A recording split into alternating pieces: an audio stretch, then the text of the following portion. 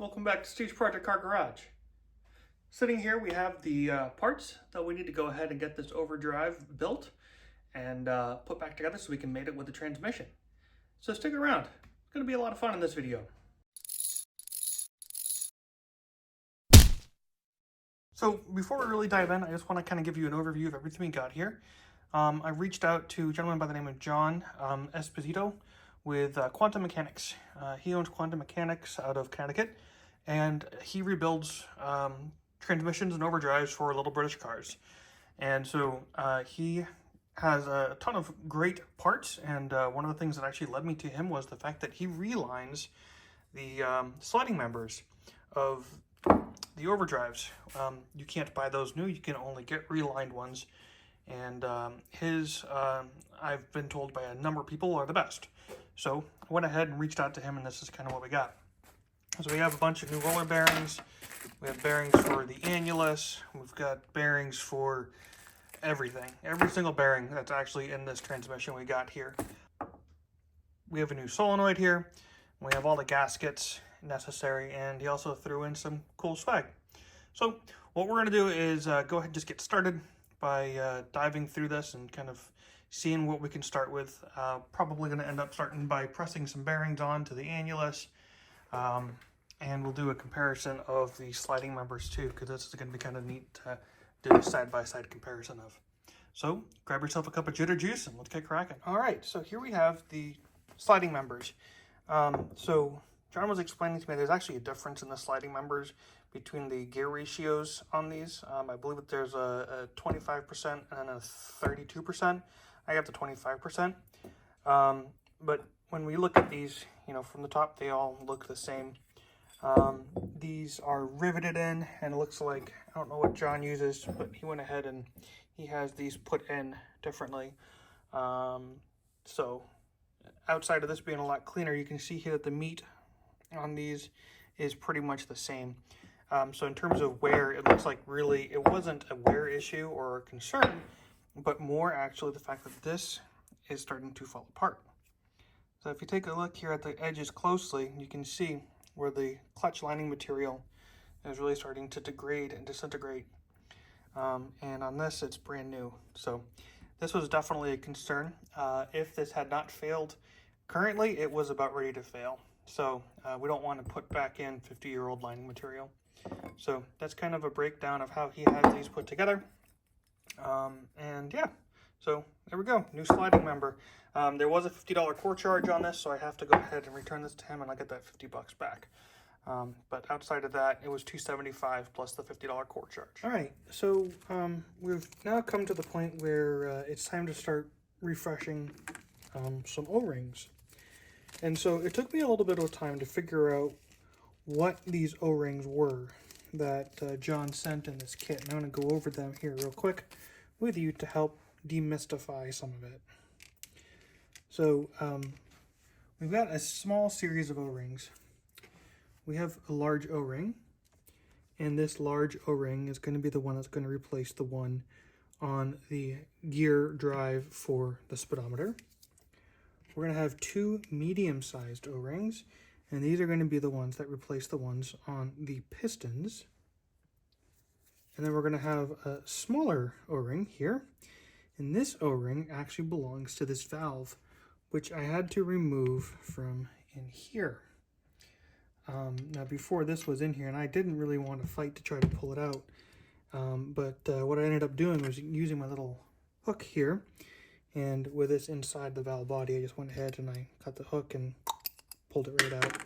But there is a O-ring that's in here, and I'm glad I pulled it out because this O-ring is definitely damaged, and it has seen better days. And then lastly, there's one more, and I did not disassemble this on the previous video because I didn't think it was necessary, but there's an O-ring here. And this O-ring is the one that actually handles this guy for actuating the actual whole system itself. I remember when I took this apart, this was dry and clean as a bone, and this O-ring is what does that job. So we're going to go ahead and just start refreshing these O-rings. Honestly, it's going to be a pretty straightforward process. I'm not going to bore you with filming it all, but essentially we're just going to go through these all one at a time. We're going to go ahead and put those new O-rings on. I'll probably use my pick tool to just kind of pull off the old ones, slide the new ones on, maybe with a little bit of gearbox oil just to kind of help ease them on. And then once we have that done, we'll have the refreshed O-rings, and then we can start with the reassembly and putting things back together. So let me get started on that, and we'll check in a minute. All right, so now that we got the O-rings redone, I'm going to go ahead now and start putting together the control valve. So we're going to get this put back in first. Got that new O-ring in there. And we got this guy, which is what actuates the valve. So as you can see here, there's a small little pinhole there, and that's what this goes through. And then there's a steel pin that we're going to have to insert. So let's go ahead and just get that taken care of. So now we got that all put back together. The operating valve should be honky-dory and happy at that point. It's going to be time to go ahead and now actually get the operating valve placed in. So I had the operating valve already positioned in there. You really can't clock it any wrong way because it's got a flat edge. So we're going to push this guy on down and in.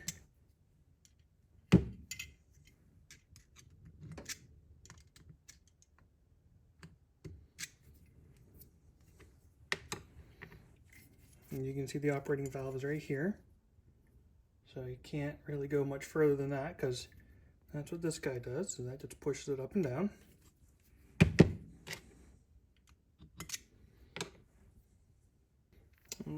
Now we have the steel ball. That goes on in. We have the plunger and the spring. And then we have the top.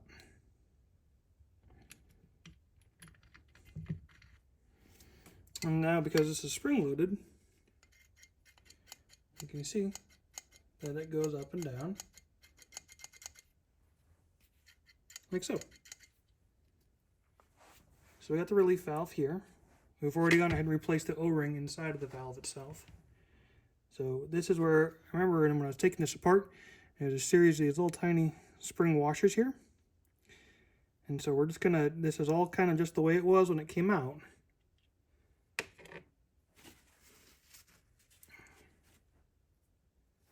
So I'm just going to actually use gravity, kind of feed it all on in, so that way nothing comes apart on me when going ahead and reassembling.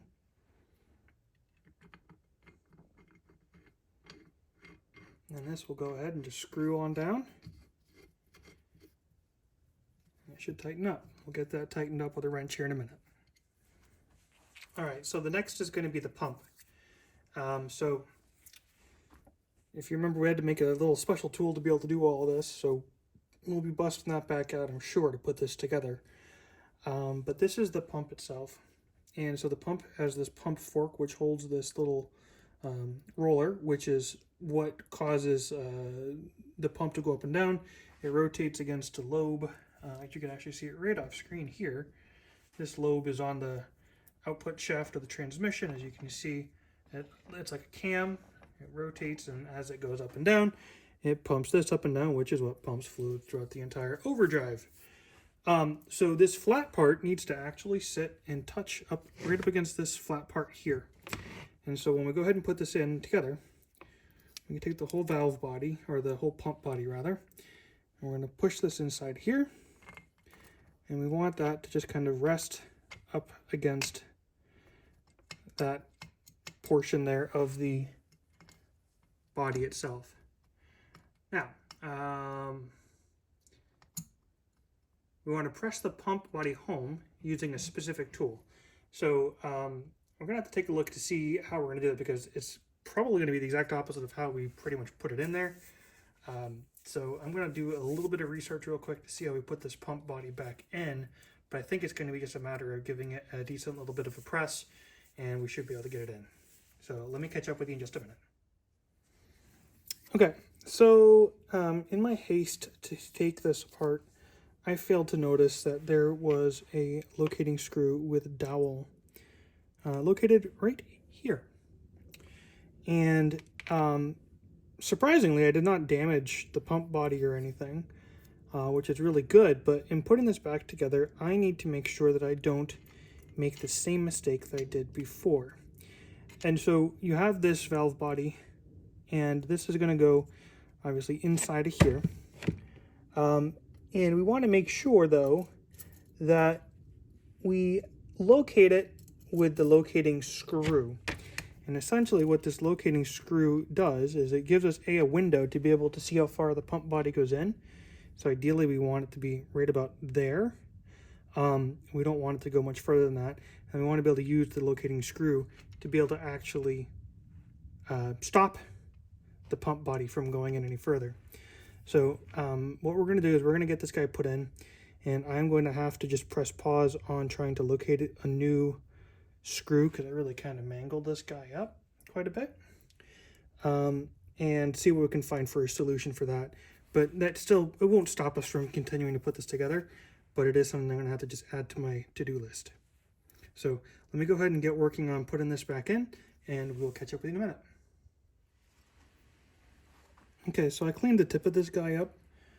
Just for the time being, though, I'm going to put it back in so I don't lose it. But I'm going to see if I can source another one. But I did get this valve at the pump pressed back in. And I was able to see the gallery where this locating screw goes.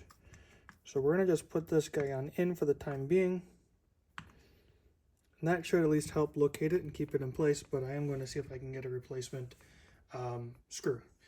If not, I think this will probably work out just fine, because I had put a little point on it. And it does go in, and it did tighten down, and it feels like it's set nicely, but I would like to have the right one in there for sure. So we have the pump in. So we've got that going, and we're going to keep pressing on. All right, so next we have the non-return spring valve body. So we have this guy here, and then we have this, which is what we had to make that special tool for, which I actually have right here, just a little tool that I made. And so there's a little tiny ball right there that's going to go inside. And then everything else should just kind of drop right on in. So position the ball and spring in the body and fit the retaining plug. So I believe it's going to go like this. Let me go ahead and double check though, because that ball may actually go on the inside. And I want to make sure I have this right.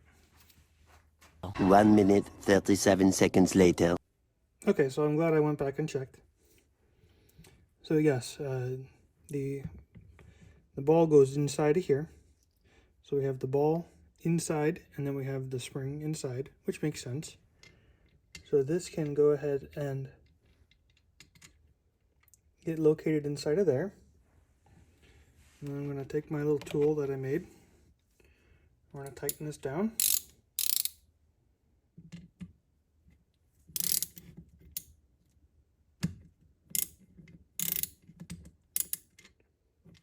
Okay, we got that tightened down. And then we'll have our sealing cap. Just want to make sure the cap is in there. I should have that spring that's located inside of there. And then again, we'll tighten that down. Okay, so that takes care of the bottom half of the overdrive. Got the pump installed. Got the operating valve installed. Nice function there. Pretty good. I'm going to press pause here for the evening. I'm going to go see if I can find another one of those locating screws. And we will pick back up tomorrow with the further assembly. One shift later. Alright, so next is to go ahead and get the filter put into place. So this filter consists of 3 magnetic washers that sit inside of here. And then there is also this magnetic seal. And this all sits right inside of here. So for locating purposes, I'm going to go ahead and put the seals in first. And I'm also going to put in those magnetic washers on top of it. That just sits down inside of there. with the washers slash filters, magnetic filters rather, on top. And then this guy just pretty much sits right in there. Now, I've actually got to go ahead and back out this stud, because this stud's preventing me from being able to put that in. So let me do that real quick, and then we'll get that done. Alright, so I got the stud backed out, and now this guy should just pretty much fit right in. Just like that. Alright. And I'm guessing that once that stud tightens up, that'll just kind of help hold it in place, but nice clean filter in there. Now the next thing is to go ahead and put the sealing plate on. There's a filter slash gasket that goes on here. I got to get this all cleaned up first. It's a little grody still, so I'll do that, and then we'll get this guy placed on and get a new gasket on, and yeah, get this part done. All right, so we got that cleaned up, and now what we're going to do is just use this cork gasket. This is going to sit pretty much right on top of here, and we'll go ahead and get that screwed down using the bolts from before that were there. All right, so we got the operating pistons. Went ahead and I just put a little bit of gearbox oil on these guys, just to kind of make it nice and smooth to go on in. And since we're just going to go ahead and put this in, make sure that they're clocked nice and straight. And they just should just slide on in. Good. All right, so we're going to actually take the housing and put that off to the side now. And we're going to move on to the Annulus. Now, the kit that I ordered from John at Quantum Mechanics comes with all the bearings. And the bearing for the Annulus is actually the same kind of bearing that you would use on the gearbox. It comes with the little circlip. We're just going to remove the circlip, and we're going to discard it. We don't need it for this. I did check with him to make sure this is the right bearing, and he says it's actually less expensive to buy these bearings, which are the exact same bearings as the other ones. So we're going to go ahead and just get this circlip off. I'll bring this over to the press, and we'll just gradually press this guy on, and yeah, we will keep moving forward. All right, so we got that nicely pressed on. Very happy with that. We got the drive gear for the speedometer, and then we have our spacer, and then this is an adjustment ring for end float. I did measure the thickness of the bearings for this. Is exactly as thick as the other bearing that came off, and I need to also check the thickness on the bearing on the rear of the housing, just to make sure that's the same thickness, and if it's the same thickness, we should be good. Now, you actually can't buy these anymore, so if it's not good, I don't really know what I would do, but fingers crossed the bearings are the same thickness. So let me get that knocked out, and then we're going to keep on. All right, so I have the rear casing, and according to the manual, which I've got right up here, it says that I am supposed to press the rear bearing onto the tail shaft and into the rear casing simultaneously. So that tells me that all this needs to be in the correct spot. And then what I'll do is I will place the rear casing on, and then I will put the rear bearing in, and that should make everything nice and center. And then I guess that I need to now bring this over to the press and press this all into place. I did measure this, like I said I would, and it's exactly the same size. So we know that the spacing washer is going to be good. So yeah, I'm a little bit nervous about doing this, but I think we can get this done. So let's get going. All right, got it pressed in. If you follow me on my Instagram, you'll see where I made a post talking about how pressing bearings is one of the most nerve-wracking things I do. And boy, this was no exception. Getting this guy in made me nervous. I thought it maybe had something bound up, but it just needed some more pressure. But you can look in here and you'll see that the light's kind of difficult, but you'll see that the gear is in here for meeting up with the this guy. So that guy's all in there. That's good to go. We've got everything spinning nicely. It's quite nice.